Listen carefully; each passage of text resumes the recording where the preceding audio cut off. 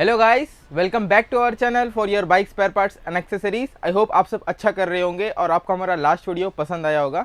तो आज भी मैं कुछ इंटरेस्टिंग वीडियो लेके आया हूं, तो चलिए बिना किसी देरी के वीडियो को शुरू करते हैं। आज का हमारा टॉपिक बहुत इंटरेस्टिंग टॉपिक होने वाला है।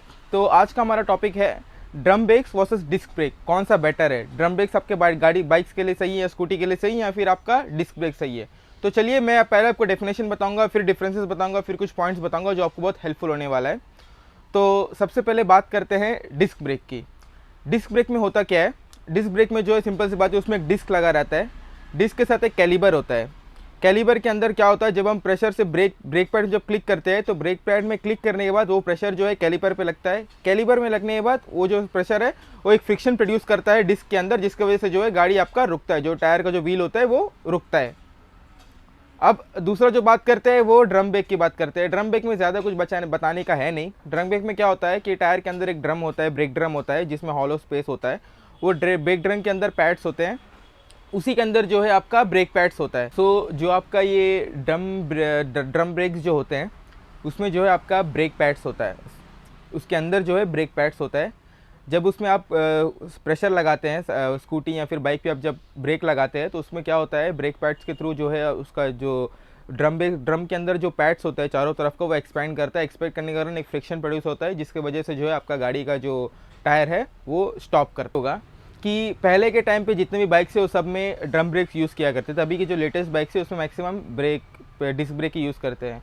तो उस तरह के टाइम में ड्रम ब्रेक्स यूज़ करते थे। उसका क्या मतलब था कि ड्रम ब्रेक जो है लेस एक्सपेंसिव है as compare to disc brake. तो इसीलिए कंपनी जो है कुछ आजकल भी जो कुछ गाड़ियाँ हैं, स्कूटियाँ हैं, जिसमें जो है आपका ड्रम ब्रेक लगाया जाता है।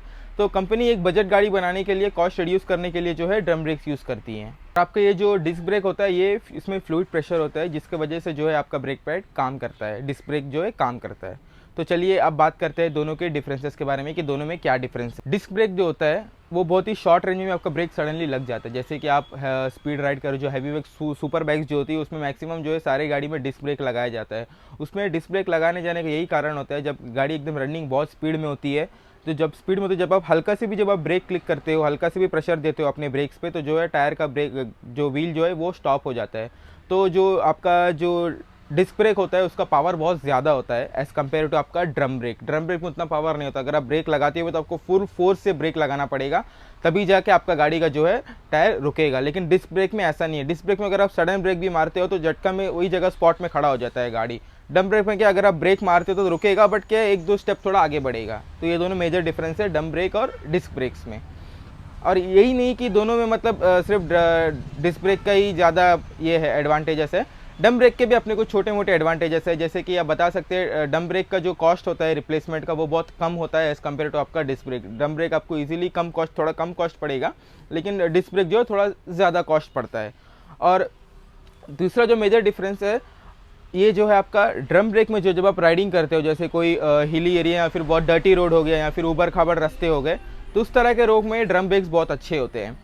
होता क्या है कि जब आप ब्रेक मारते हो तो इसका स्किट होने के चांसेस बहुत कम होता है, क्योंकि ये व्हील लॉक नहीं होता है। ड्रम ब्रेक्स में जो है जल्दी व्हील लॉक नहीं होता है, बट डिस्क ब्रेक में जो होता है व्हील जल्दी लॉक हो जाता है, जिससे चांसेस ज़्यादा बढ़ जाते हैं आपका गाड़ी जल्दी स्किट होने का। तो डिस्क ब्रेक में जल्दी गाड़ी स्किट होती है, बट ड्रम ब्रेक में थोड़ा टाइम लगता है। इतना ज़्यादा मतलब अगर आप गलत तरीके से चल रहे हो तभी आपका गाड़ी स्किट होगा। अगर आप प्रॉपर तरीके से चला रहे हो तो ड्रम ब्रेक में जल्दी स्किट होने के चांसेस बहुत कम होते हैं।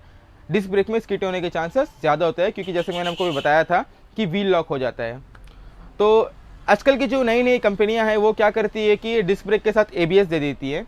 एबीएस का ये प्रॉफिट होता है, एबीएस लगाने के बाद जो आपका गाड़ी जो है व्हील लॉक नहीं होगा। आपका एबीएस होता है एंटी लॉक ब्रेकिंग सिस्टम, इसकी वजह से जो है आपका व्हील लॉक नहीं होता है। तो आजकल की जितने भी गाड़ी आता है उसमें फ्रंट एबीएस भी आता है और बैक एबीएस, फ्रंट और रेयर दोनों में एबीएस सिस्टम आता है। और किसी किसी में सिंगल एबीएस वाला आता है, मतलब किसी में सामने का एबीएस होगा और कोई बाइक में पीछे एबीएस होगा। और कुछ गाड़ियाँ ऐसे भी हैं जो सुपर बाइक्स है, उसमें जो है दोनों साइड में डबल डिस्क होता है। Double disc in the sense उसमें डबल एबीएस सिस्टम होता है, और एबीएस सिस्टम रहना ही बहुत अच्छा है आपके डिस्क बाइक के लिए।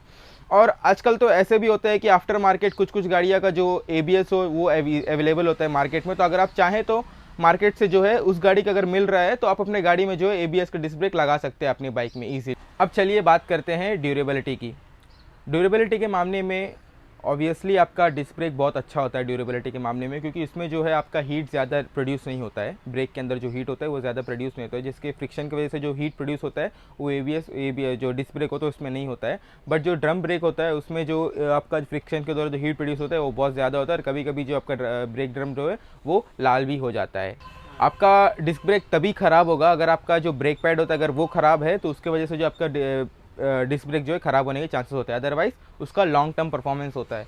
उसी तरह जो ड्रम ब्रेक होता है उसका जो होता है पूरा ड्रम बना होता है, तो जब ये मूवमेंट करता है, जब आप ब्रेक वोक मारते हो तो उसमें एक फ्रिक्शन प्रोड्यूस होता है, और फ्रिक्शन लॉन्ग राइड अगर कॉन्स्टेंटली राइडिंग करते हो और फ्रिक्शन ज़्यादा प्रोड्यूस हो रहा है तो उसकी वजह से जो हीट होता है, और हीट पास होने का कोई ऑप्शन नहीं रहता, तो इसकी वजह से जो है वो बहुत ज़्यादा ओवर हीट हो जाता है ड्रम, ब्रेक ड्रम में ओवर ज़्यादा।